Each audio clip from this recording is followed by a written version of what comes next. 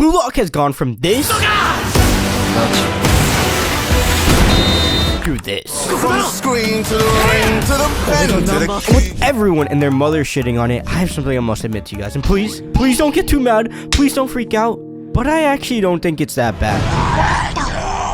I know, I'm sorry, but look, I still think despite the fact that it looks like a colored manga animated in PowerPoint by a 12-year-old kid who just discovered what the internet is, I think there's some redeeming factors here. But before I blast you guys with a copium nuke, let me beautifully explain to you why everyone is so upset. Like, Jesus Christ. The way people are acting about Blue Lock, it's as if you decided to take the most popular manga of all time and give it the queen bee treatment. But we'll break down that even with this animation, it's still pretty impressive we actually got this. But first, let's roll it back to 2022 when Blue Lock first came out. And being a soccer anime during the time of the World Cup when Japan was having a miracle run and scoring literal anime goals with uniforms drawn by the mangaka, it was a recipe for a lot of hype. And I mean a lot of hype. They basically had an Mbappe clone in the show. And there's been more hybrid Blue Lock soccer edits than you can possibly wrap your head around. But it was more than just a World Cup that made Blue Lock what it is today. It was the fact that Blue Lock was one of the most revolutionary sports anime to ever come out. You see, sports anime has been filled with the power of teamwork, the power of friendship, the power of love, while mixing in things like school drama or teaching teamwork. There's always been themes of positivity and self-discovery, and the slice of life aspects of the show are what elevate normal sports anime because they teach characters to be good people, and that will in turn make them better teammates, and then they will win whatever spring tournament they're in.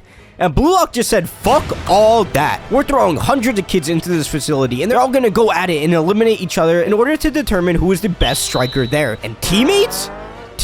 Screw all that. All you need is yourself and your ego. Pushing a message that all teammates will do is get in your way. This is kill or be killed. The main character Isagi literally betrayed his friend in the first episode. Kunigami is one of the most honest characters in the show, so they got his ass out of there. Bachira, who's obsessed with Isagi beyond belief, literally his #1 fan, and the two of them go at it. Rio and Nagi are literally dating, and he dumped his ass to go win because he's not trying to be left behind. And we'll get into Rio and Nagi more later, but season 2 nailed their dynamic once again. And look, Blue Lock doesn't care about your feelings. Blue Lock doesn't care about making you a better person. Blue Lock only cares about winning. And what really tied it all together was the fact that the animation and art style was so badass. Players felt like monsters, crazy plays actually looked incredible, and the atmosphere of the show really attracted people, considering the fact that every other sports anime has this slice of life style. Immediately upon watching Blue Lock, you're like, yeah, this is different. And in Blue Lock season 2, it's been how should I put it?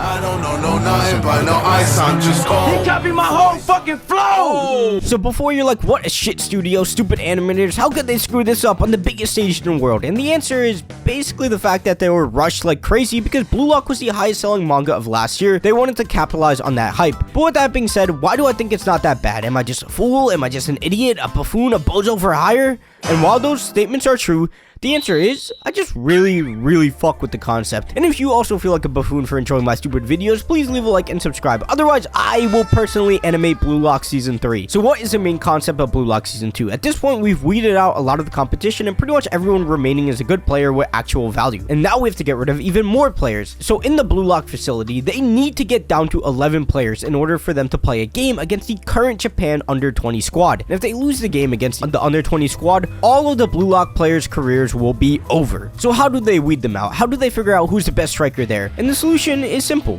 They will all continue to play matches against each other, and the losers will be eliminated. Now, this may seem boneheadedly simple because it kind of is, and there is a little bit more to it, but a lot of the concept of Blue Lock itself just doesn't make too much sense because they're all trying to work to be the best striker, but they're practicing against other strikers, which is kind of dumb because in a real game, they'll be playing against real defenders, which when you think about it, if you're going to save Japanese soccer, you know, maybe there should be a yellow lock for defenders or a red lock for goalies and so on. But who cares? It's anime and this is so sick.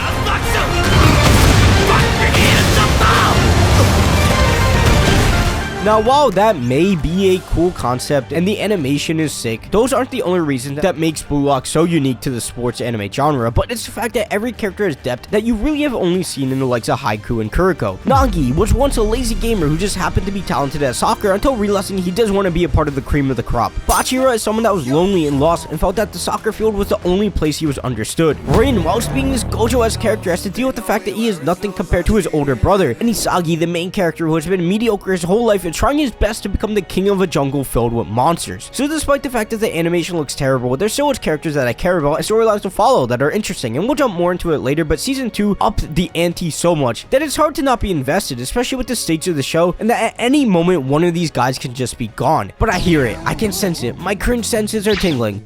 Hey Bozo, if you like the character so much, why don't you just read the manga? The anime is literally just a manga colored, you fucking stupid idiot. Well, you see, you do have a point.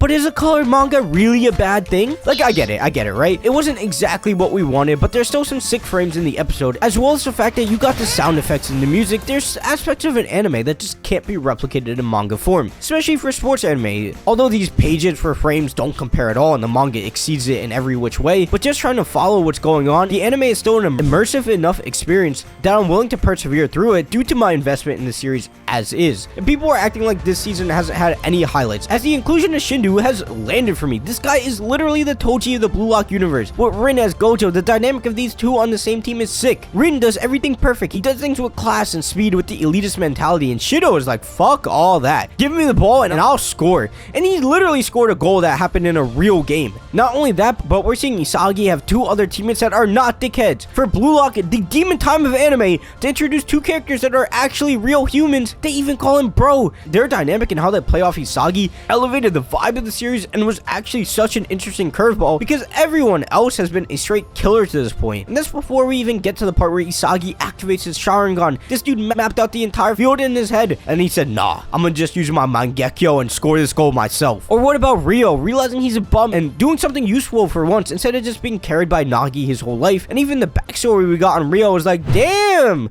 why this shit low-key got hands? Ryo, being someone who comes from a super elite family with a billionaire, all of a sudden wanting to leave the business that was going to be handed to him to go play soccer. To be honest, when he was introduced, I really thought he was going to be like Deku. You know, someone that wasn't good at anything. Someone that has to hide behind others. Someone that got fired as a hero to go work at McDonald's, then got fired from there, so now he has to go work at Domino's. You know, someone like a bum like that.